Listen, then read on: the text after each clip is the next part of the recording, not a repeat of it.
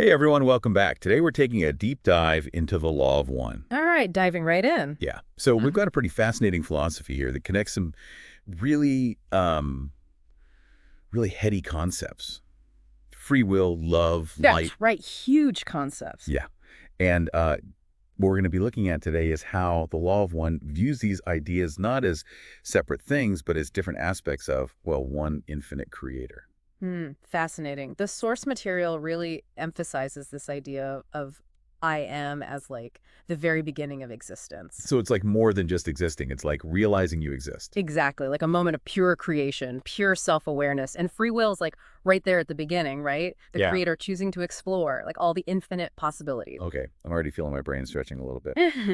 So where does love fit into all of this? I mean, it's such a big word, right? Like, what does it even mean in this context? Oh, absolutely. The law of one says that love is like the fundamental frequency of existence. Like it's the fabric that everything is woven from. It's not just a feeling, it's the energy behind creation. Whoa, okay.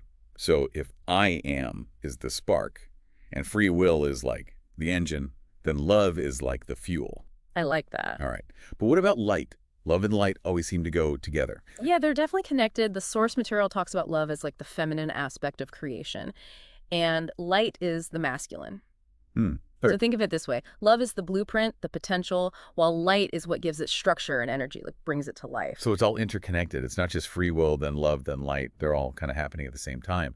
But if love is the foundation, how do things go wrong? How do we get to like the not so great stuff? Well, that's where this idea of distortions comes in. We're all co-creators, these sparks of I am with the power to shape reality, right? But we have a choice.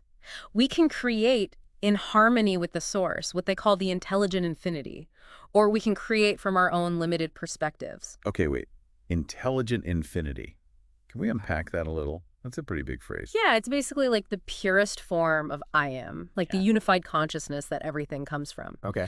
And when we act from our ego, from a place of separation, that's when we get distortions. It's like trying to build a house without a blueprint. You might end up with something, but it's probably not going to be very stable. Right, right. So if we're creating distortions with our choices, like what does that actually look like in our lives? What's a distortion in like real world terms? Okay, so imagine you're facing a really difficult decision. Are you approaching it from fear? Trying to control every outcome? Oh, I do that. Yeah. Well, that might be creating from a limited perspective, Oh. leading to a distortion. Yeah. But if you approach it with an open heart, trusting that there's a bigger plan, even if things don't go your way, Hmm. That's hard sometimes. it is. But that's aligning with the intelligent infinity, tapping into that universal love. It doesn't mean there won't be challenges, but you're creating from a more harmonious, a more balanced frequency. Okay, I think I'm starting to get it. But how do we know, how do we actually know if we're creating from our ego or from that like universal love? Well, the law of one points to the heart chakra, that energy center associated with love and compassion. It says that an open heart chakra is like a gateway to the intelligent infinity. Okay, so it's not just about feeling love, it's like opening up this energetic pathway. I mean, what does an open heart chakra actually look like? It's about cultivating self-acceptance, embracing all parts of yourself, the good and the bad. You create space for unconditional love to flow through you. Okay, so like we have to clean up our own hearts before we can receive the full signal. But how do we do that? I mean, that seems like a big job. It is a big job, but the law of one suggests affirmations as one technique. Right, affirmations. But they're not just like, any affirmations. The source material emphasizes using the word command. Command.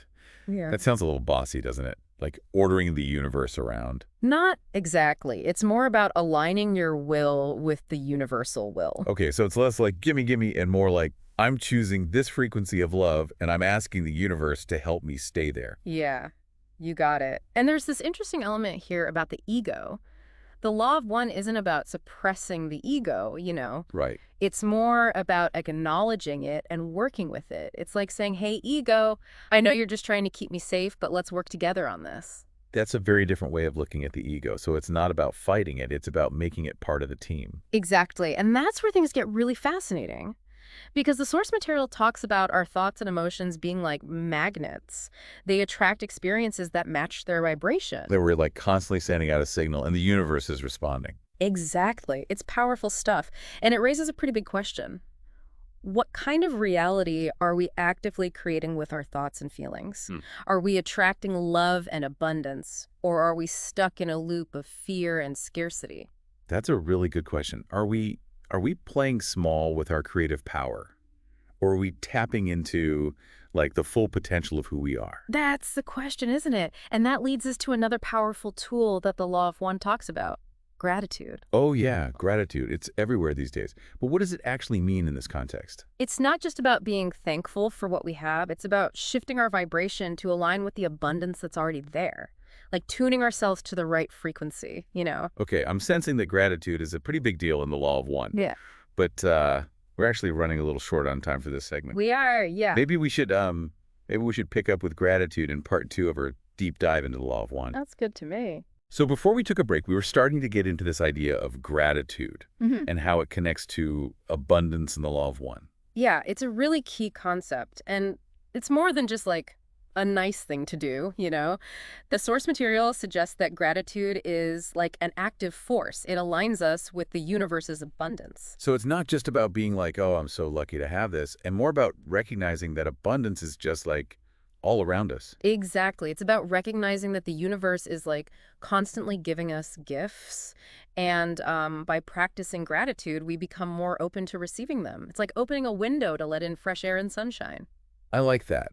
Okay, so if gratitude is about opening ourselves up to abundance, what's the next step? How do we actually like start to manifest the things we want? Well, that's where visualization comes in. The Law of One talks about creating these vivid mental pictures of what we desire and like really feeling the emotions as if we already have it. Wait, so we don't have to wait till we have the thing to feel the emotions. Isn't that kind of like faking it? It's not about pretending. It's about like consciously choosing to embody the energy of what we want. Think of it this way. Every creation, whether it's a painting or a building, starts with a vision. Visualization is like creating that energetic blueprint. It's sending a clear signal to the universe. Okay, I can see how that ties into this whole co-creation thing. But what about free will? Like if we're all connected to this intelligent infinity, does that mean our choices are limited? That's a question that comes up a lot in the Law of One. And the answer is no. It's not about the universe imposing limitations. It's about understanding that we're creating within a larger framework. Think of it like a bunch of musicians jamming together. Each musician can play their own notes, but they're also listening to each other, creating something harmonious. So we have individual freedom within a universal symphony. Mhm. We can choose to play our part in a way that creates harmony or, well, dissonance. Exactly. And the more we align with the frequency of love, the more we contribute to a harmonious collective reality. But even when we create distortions, those experiences, they're opportunities for learning and growth. That makes me think of all the times I've made choices that, well, haven't really turned out how I hoped. So are you saying those experiences aren't bad? They're just like part of the process? Yeah. From the Law of One perspective, every experience is a catalyst for evolution. It's about recognizing the lessons and using those challenges as stepping stones on our path. Okay. I'm starting to see how this all fits together. But let's be honest, sometimes it's hard to keep that positive outlook. What about when we're dealing with like really difficult emotions like fear, anger, resentment? Uh.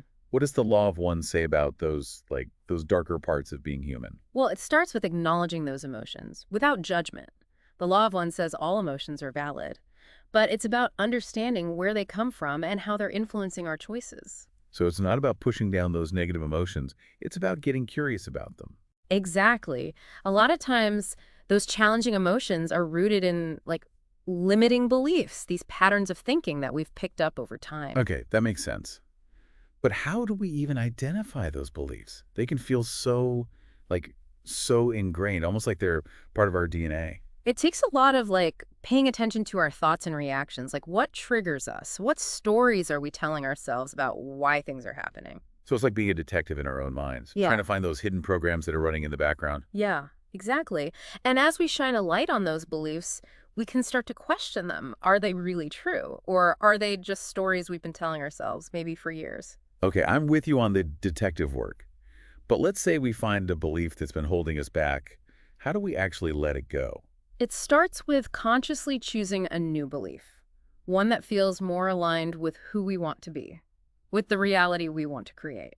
So we're not pretending the old belief doesn't exist. We're just replacing it with something better. Exactly. And then we reinforce that new belief through affirmations, visualization, and our actions. So it's like rewiring our brains, Yeah.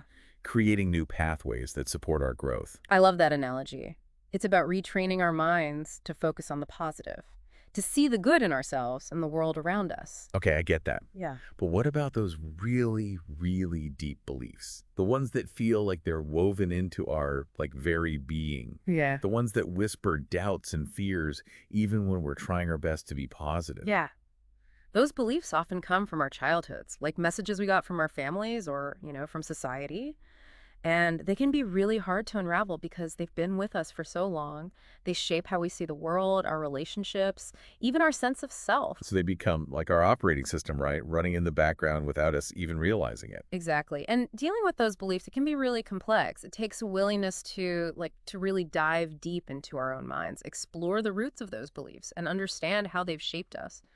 Okay, so this isn't something we can just fix with a quick affirmation or a positive thought.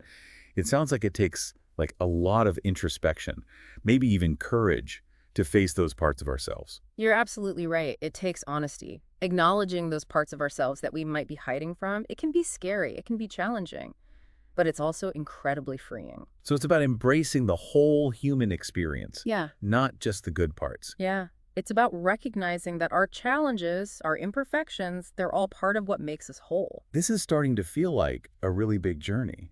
It's not just about changing our thoughts. It's about changing our whole way of being in the world. It is a journey, not a destination. And it's different for everyone. There's no one right way to do this. What matters is finding what feels true to you, what feels empowering. So it's about finding our own path to wholeness, our own way of connecting with that universal love. Exactly. And as we go on this journey, we need to be gentle with ourselves. Change takes time and it takes effort. There will be setbacks. So we embrace the process, knowing that it's not always going to be easy. Yeah. And remember, we don't have to do it alone. There are so many resources out there to help us. Therapy, spiritual guidance, connecting with other people who are on the same path. That's a good reminder. Sometimes we need a little help. But I'm curious, if we're talking about aligning with this universal love, how does that show up in our actions? Is it just an internal thing?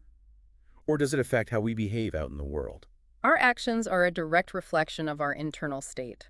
As we cultivate more love and compassion for ourselves, it naturally spills over into our interactions with others. So it's not just about thinking living thoughts, it's about acting in loving ways, treating ourselves and others with kindness and respect. Exactly. And making choices that are aligned with our values, choices that contribute to a more harmonious world. So those small acts of kindness that we often take for granted, like holding a door for someone or giving a genuine compliment, those can actually be really powerful expressions of this universal love.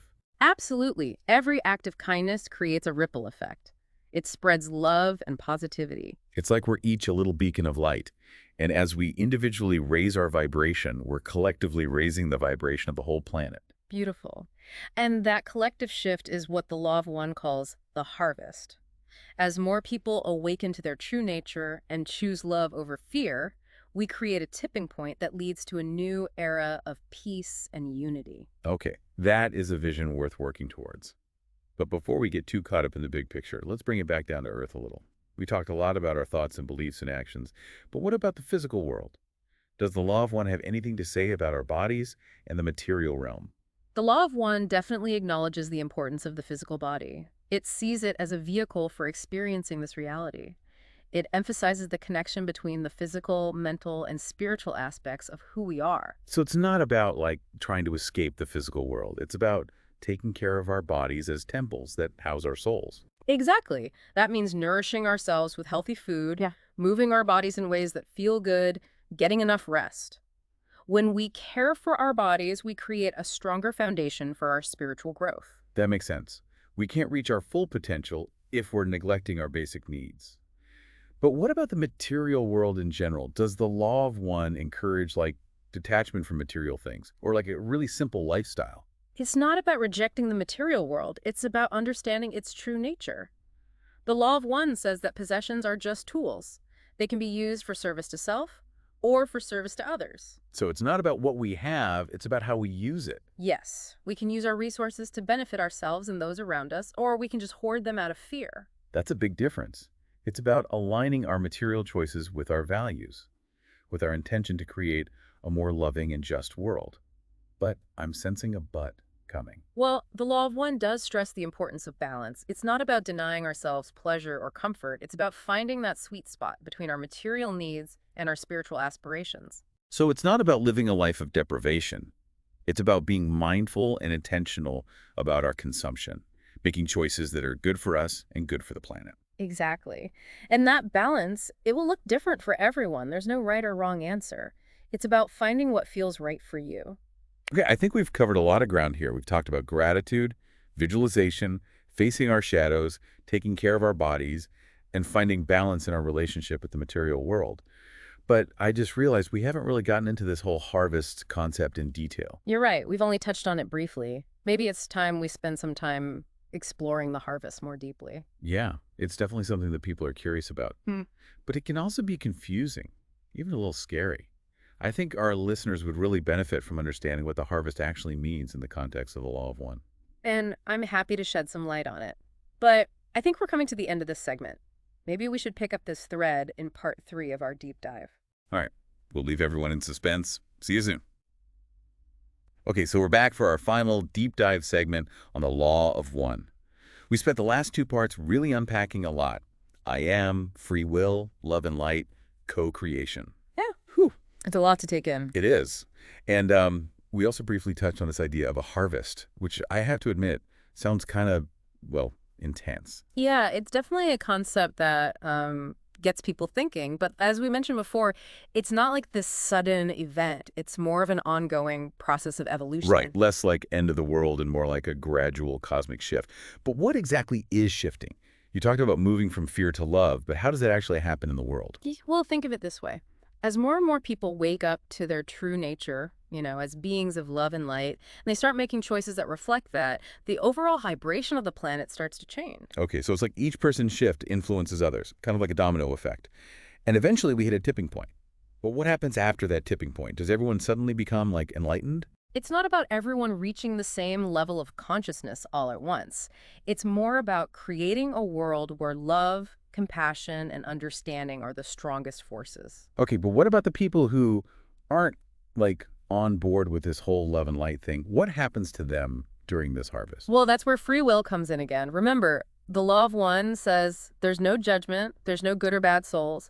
Everyone gets to choose their path. So it's not like some kind of, like, cosmic test where people get separated into different groups? No, not at all. The people who choose love will naturally find themselves in experiences that align with that vibration. And the people who choose fear, well, they'll keep experiencing realities that reflect that. So it's less about being left behind and more about, like, creating our own reality based on the choices we make. That's it. We're always co-creating, both individually and collectively. And this harvest, it's just a reflection of that. That makes a lot of sense. Okay, so what does this, like, more harmonious world actually look like? Are we talking world peace? No more suffering? It's not about creating a perfect utopia. Challenges are always going to be a part of life. It's more about how we approach those challenges. So the problems don't disappear, but we learn to deal with them differently. Exactly. Imagine a world where conflict is resolved through empathy, where communities come together to solve problems, cooperation over competition. That sounds, well, idealistic, Yeah. but also really inspiring. The thing is, we're a long way from that right now. Sometimes it's easy to feel overwhelmed. Like, what can we actually do as individuals to prepare for this shift, especially when things feel kind of chaotic? I know it sounds simple, but it starts with focusing on ourselves. The more love and compassion we cultivate within, the more we contribute to that collective shift. Like, we have to strengthen our own inner light so we can shine it out into the world. So we don't wait for the world to change, we become the change. Beautifully put. And that involved all those practices we've been talking about. Gratitude, mindfulness, working through those limiting beliefs, aligning our actions with our values. It's like we have to embody the qualities we want to see in the world. Lead by example. Exactly. And as we do that work, we become more resilient, better able to navigate all the changes that are happening. We don't have to do it alone, though, right? The law of one talks about the importance of community. Oh, absolutely. Connecting with people who are on the same path, who are also dedicated to growth, it's so important. It gives us support, inspiration, like we create a network of light. So it's not just about our own practices. It's about coming together and supporting each other. Yeah. We learn from each other, we hold each other accountable. Together, we can make a real difference. That's actually really encouraging because it can feel daunting to think about facing these things alone. But knowing we're part of a larger movement, a collective awakening, that gives me hope. And hope is so important. It fuels our passion, our commitment to making the world a better place. So as we wrap up our deep dive into the law of one, what's the one thing you want people to take away from all of this? The power to create a better world, a more loving and harmonious world, it's within each of us. Every choice we make, every thought, every action, it all contributes to the reality we experience. So let's choose wisely. Let's act with love. And let's never forget the incredible power we all have within. That is a beautiful message. Thank you so much for sharing your insights with us today. Thank you for having me. It's been a great conversation. And to everyone listening, keep exploring, keep growing, and keep shining your light. Until next time.